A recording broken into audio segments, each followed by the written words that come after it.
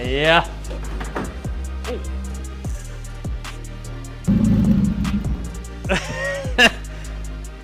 Hey, welcome back.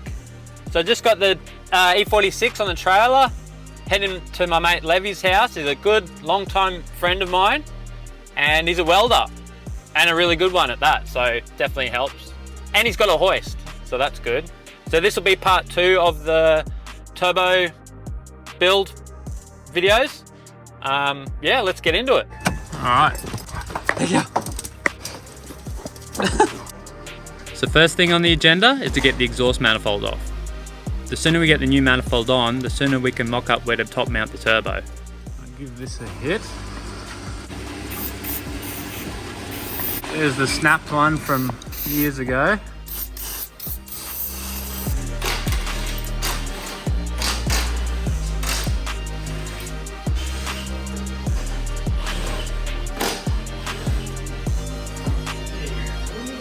Wunderbar!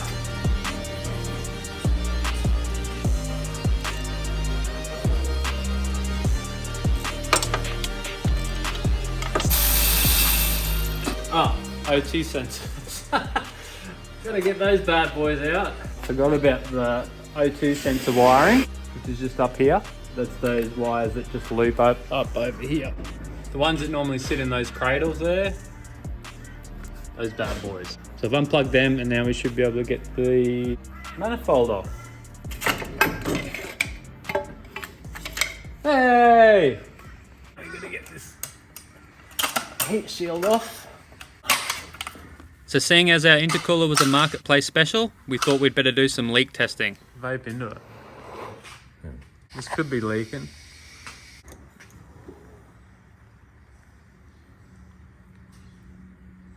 I might have to get you to vape into the whole system and see. Bit of leak testing. Yeah. As long as that doesn't happen after it's been running, that's all good. So E46 is addicted now. Yeah. It's addicted to nicotine. Gonna give me troubles every track day unless I give it a vape. Exhaust is off. And roughly cleaned up where the manifold goes. It should be pretty good. Pretty clean. And we got the gaskets, which are a bit, how you going? Those holes aren't the best fit, but it is budget, so I guess that's what we're dealing with. Chuck this on, see how it fits. All right, yep, so we're gonna blank that off. So we've got the internally gated turbo. Levi's just plasmed a little circle we're gonna weld on there, because they didn't give any gasket with this thing, so we can't even make like a blank off plate for it. And those holes are captive, so they don't go through, so we should be all right to just put a plate over that, and then we can mount this up and then hopefully do the rest. Stick burner extraordinaire over here. Oh, look at that.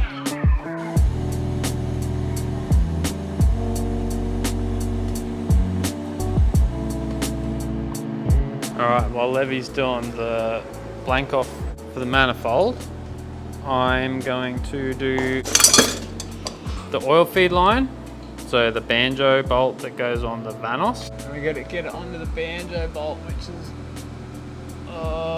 there. But not easy to get to, obviously, as usual.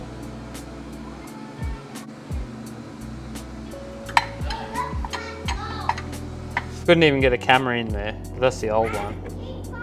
So they're the same bolt basically, it's just that one has the AN end on the end, so you can put the oil feed on the back. So we'll chuck that on. Yeah, one-handed operation. Can he do it? Ugh.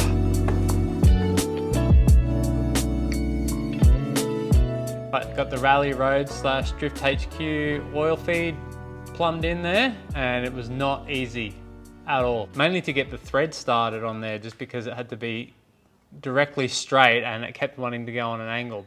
Yeah, I couldn't even film it because I couldn't get a camera in there. But the oil feed off the back of the Vanos runs up under there. That's where the other end of the line is with the banjo. The other one's down the other side where we've plumbed this hose off. So that runs down from where I just showed you all the way up here, and then hopefully we can run it around here for the oil feed. Wow, there's not much room with that one. What? How am I gonna get that on? 1 hour later. All right, I got the manifold bolted up. So the factory manifold skips every sort of 2 bolts. So it only has 2 on the top, bottom. So I've used what I've got, but I've also got extra holes here and they're threaded. So I'm wondering if I should actually get some more bolts probably to secure this, just because it's a big cast manifold. But it seems to sit pretty good there in the upside down state. Got the manifold on, plugged off the end where the external wastegate would go. I've had to cut this part of the rocker cover, just the plastic lip that sticks out here, because you can see it would have cut across. That's just where the wiring used to run for the ignition coils. I have it running through the back now, so that should be fine. It doesn't actually cut into the rocker cover itself, where it seals on or anything. I do have a metal cover for this and other ways to mitigate a bit of heat coming in here, but that is going to be a bit of a concern. But I'm just going to send it anyway and hope for the best. So now the manifold's on, we can dummy fit the turbo and try and work out exactly where we're going to have it. Yeah, let's do it.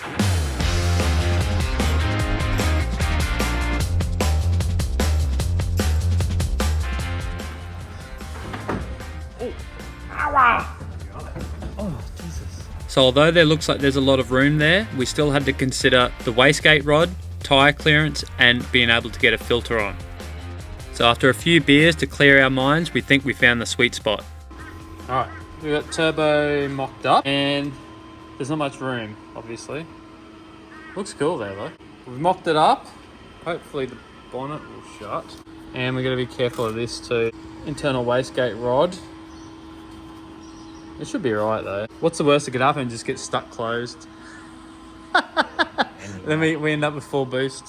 How's the engine moving there? Not much. All right, well let's see if...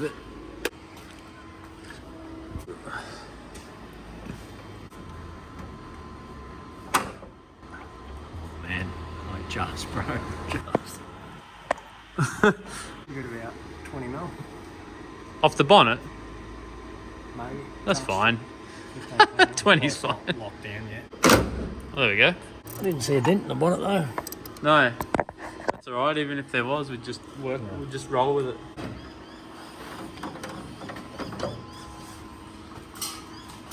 No?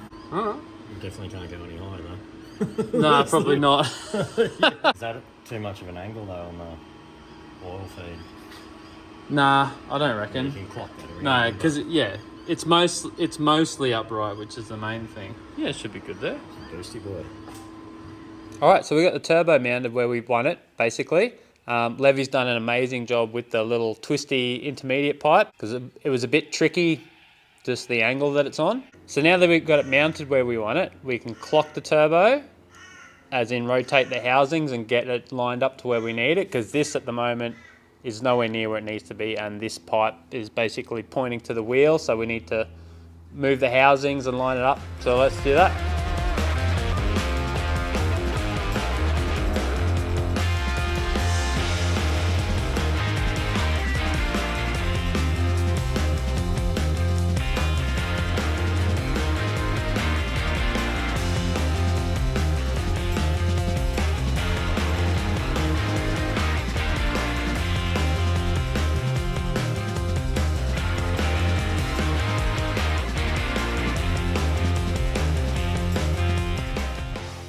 All right, there we go. Turbo clocked. Obviously, you just undo these bolts and these bolts, and the 2 housings rotate. That's as simple as it is. The only problem I had with this size is I had to line it up in whatever increment this lines up in, because I have to keep this where it is. But that's fine. So we've got the outlet pointing down basically, and then we're gonna run this side of the intercooler is gonna go down on the inner side and out. Done the oil feed, bolted that on, looked all nice, which brings me to the oil drain, which is here. This is the pipe for it. It comes down here, nice big hose, 3/4, and then into BSP fitting into the sump. So that's another tapered BSP fitting that's just threaded in there with some sealant around it. Now that's not the proper way to do it, either welding a bung on there or getting it bolted from the other side is the proper way to do it. So I wouldn't I'm not recommending this way, this is just how I'm doing it. I have drained the oil and flushed the oil out since then just to make sure there's no crap in there either, but should be all right.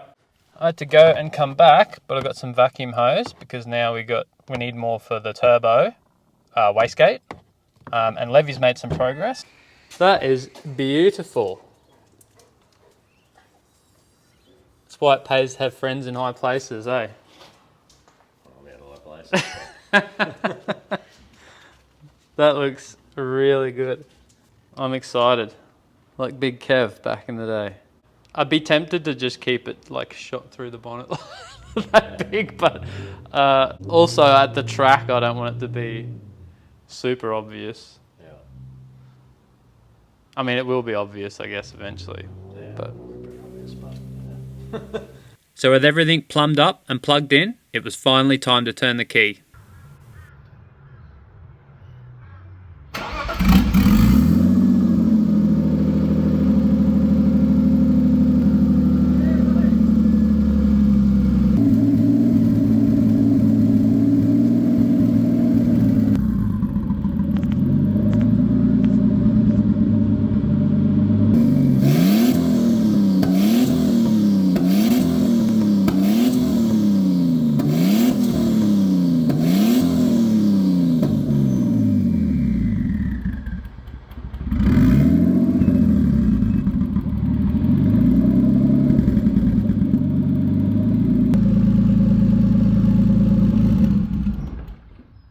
That's sick. I'm so stoked. This is going to be a lot of fun to see where this goes. All right, there we go. We've got the manifold, Levy's little amazing twisty pipe, Turbski sitting all pretty there, and it's running. Pretty good too, actually. Was running it pretty rich just to stay safe. Take it for a drive and have a bit of fun, hopefully. Hopefully fun. Even if it goes kaboom, I guess that'll be fun. It would be fun to toy case today. Nah, all these motors, like, get these from the wreckers, probably like, I don't know, $800. Should be right. I'll just make it better. I'll just bigger rods in it or whatever. So after having a yarn and a few more cold ones, we thought we should probably put a hole in the bonnet.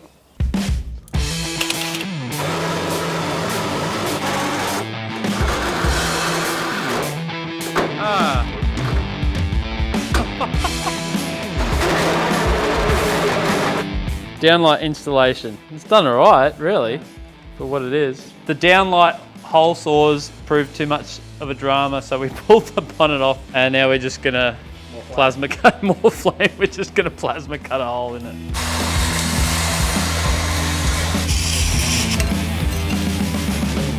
Raw dogged it.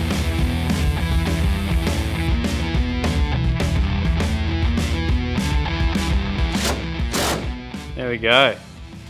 I must admit that does look pretty sick. Why not, eh? Why bloody not? Thanks, dude. It's pretty sick. All right, back home now. So let's talk about some things. What was good and what was bad? This was a bit of an oversight for me. I tried to go internally gated just to make it a bit more simple, but then obviously you lose space. I just wanted it so I could easily adjust the wastegate and it was all integrated. I didn't have to get a separate wastegate, which I still think in my case, this is a pretty mild setup so far. That's fine. But yeah, it did pose a little bit of a problem. And also because this is fixed, then we had to clock the turbo. I just had to get going by some more vacuum line to extend it, which is no biggie really. And as I was saying, I was gonna run it on the inside of the chassis rail there, but I ended up, it just was easier to run it around the outside again. It still clears the tire. So that worked out all right. Forgot to mention this cover. This is from Kaz Engineering here in Queensland. Awesome guy, does heaps of custom E36 and E46 parts, so go check him out. I'm going to get a turbo blanket for this obviously and put some exhaust wrap, especially down here. I'm going to get a filter for it. So yeah, there's still a bit to do, but the basics of it being turbocharged is done, really. The other thing I forgot to mention is plugs. It had platinums in it, but they were a bit average looking. So I got some new NGKs for them and gapped them down to about 0.6 of a millimeter. Don't know what that is in inches. You can work it out. Now, obviously, I'm also running a very safe tune. All I did was basically scale up the current tune to be above atmospheric pressure. ran it a bit on the rich side, and I'm only running like 5 PSI, so super safe. I did take it for a quick drive around the block, just on 5 pound, and it did feel pretty good just on 5 pound. That said, it is quite loud for the suburbs, so I didn't go very far. But yeah, that'll be next. Tune, dial it in a bit better and send it. I have since got one of those little silencers for it, just hopefully I can get it around the neighborhood a bit better without turning heads. And obviously this is a bit crude, but the whole thing needs a paint job, so there's no point in me worrying about it now. We'll get all this cleaned up, and I will cut this down closer to the bonnet level as well, so it's not shooting straight up. But yeah, should be good. Can't wait to get it tuned and dialed right in. So basically the sky's the limit when it comes to boosting one of these, or any car for that matter. Can you do it with less than all this? Absolutely. But this is how I wanted to do mine, and in my opinion, I feel like it's a pretty easy way to do it. I'd say biggest cost would be exhaust system, especially if you've got a street version. You're gonna have to run the whole system and pay someone to do it if you don't know someone. But other than that, everything else pretty much you could do yourself. Once I get it dyno tuned, that's gonna cost a bit also, so obviously I'll let you know how much that costs on top of it. But again, you can also run it without a dyno tune, you just have to do it safely. I might even switch over to corn juice in the future, so stay tuned for that. And also, if you want one of these turbos from Max Speeding Rods, currently you get 10% off if you use the code BERTUS.